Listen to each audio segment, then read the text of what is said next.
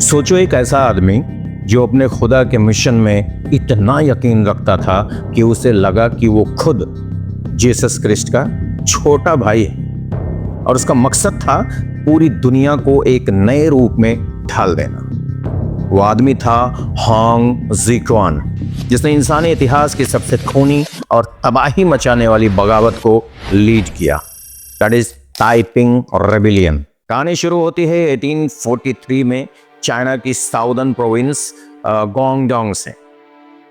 Hong ज़िक्वान जो बार बार civil services के exam में फेल हो रहा था, पहली बार क्रिश्चियन टीचिंग से रूबरू होता है।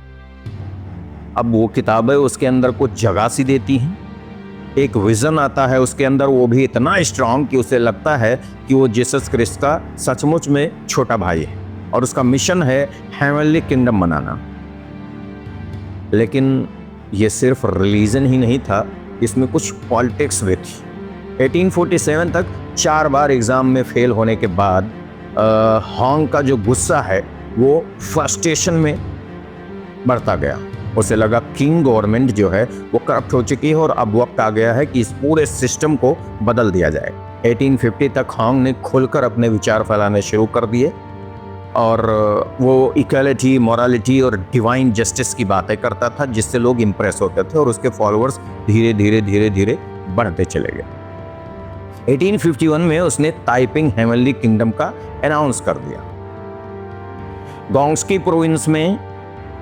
और इस नए किंगडम का जो मोटो था वो ये था कि सभी बराबर हैं और जमीन इक्वली सब में बांटी जाएगी। ये सीधा सीधा चैलेंज था किंग डायनेस्टी को, जो पहले से ही कमजोर हो चुकी थी।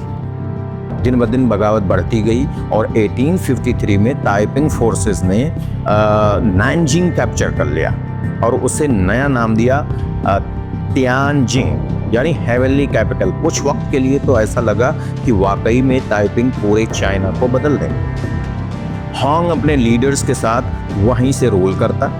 उनमें एक था यांग जीकिंग, जिसे ईस्टर्न किंग भी कहा जाता था। उनकी आर्मी डिसिप्लिन थी, आइडियाज से भरी हुई थी और वो साउथ और सेंट्रल चाइना में लगातार आगे बढ़ रही थी। लेकिन किंग डायनेस्टी भी हार मानने वाली नहीं थी। 1856 से 64 के बीच एक ब्रूटल काउंटर अटैक शुरू हुआ। जिंग गौफन जैसे लीडर ने ब्रिटिश और फ्रेंच सपोर्टर से ताइपिंग को पीछे ढकेलना शुरू किया। वेस्टर्न पावर्स ने क्विंग की मदद क्यों की? क्योंकि उन्हें अपने ट्रेड इंटरेस्ट बचाने थे। ये सिर्फ युद्ध ही नहीं था, बल्कि ये आइडियाज की लड़ाई थी। Faith versus power, justice versus empire. 1864 में सब कुछ खत्म हो गया। सालों की लड़ाई के बाद नैनजिंग गिर गया और ताइपिंग मूवमेंट का अंत हो गया। होंग ज़िक्वान और उसके फॉलोअर्स में से कई ने सुसाइड कर लिया। शहर जल गया और लाखों लोग मारे गए। इतिहासकारों के मुताबिक तो लगभग 2 करोड़ लोग इस रेबेलियन में मारे गए, जो दुनिया की सबसे डेडली सिविल वार्स में से एक थी। लेकिन ताइपिंग रेबेलियन ने चीन को हमेशा के लिए बदल दिया। इसने किंग डायनेस्टी को उसकी कमजोरियों को एक्सपोज कर दी और आगे आने वाले रिफॉर्म्स मूवमेंट्स को इंस्पायर कर दिया। Land reform, women equality, communal system, ये आइडियाज उस समय बहुत आगे के थे। होंग का सपना पूरा नहीं हुआ, लेकिन उसके विचार आने वाली पीढ़ियों को सोचने पर मजबूर कर गए। आज भी हिस्टोरियन जब डिबेट करते हैं तो कहते हैं कि क्या होंग सच में रिलीजियस विजनरी था या फिर फेथ के नाम पर पावर चाहता था। और वेस्टर्न पावर्स का क्या रोल? उन्होंने क्विंग को बचाया, लेकिन इससे चाइना का फ्यूचर भी परमानेंटली चेंज हो गया।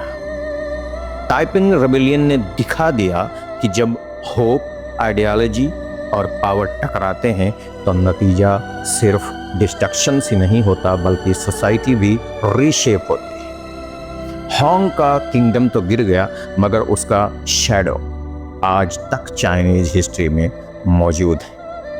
होंग ने कहा था कि मैं गॉड का बेटा हूँ लोगों को बचाने भेजा गया।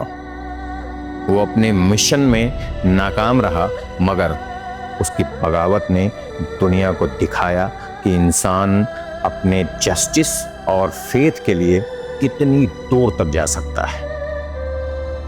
आज बस इतना ही, लेकिन आपने अगर अब तक ग्लोबल दर्पण को सब्सक्राइब नहीं किया है तो प्लीज़ आप इसे सब्सक्राइब कर लें, बेल आइकन दबा दें ताकि नोटिफिकेशन आपको मिलती रहे। लाइक शेयर की उम्मीद के साथ अब आपका कमर सिद्दीकी की इजाज़त चाहता है। कल फिर मिलेंगे कुछ नया लेकर, तब तक के लिए अलविदा दोस्तों, जय हिंद।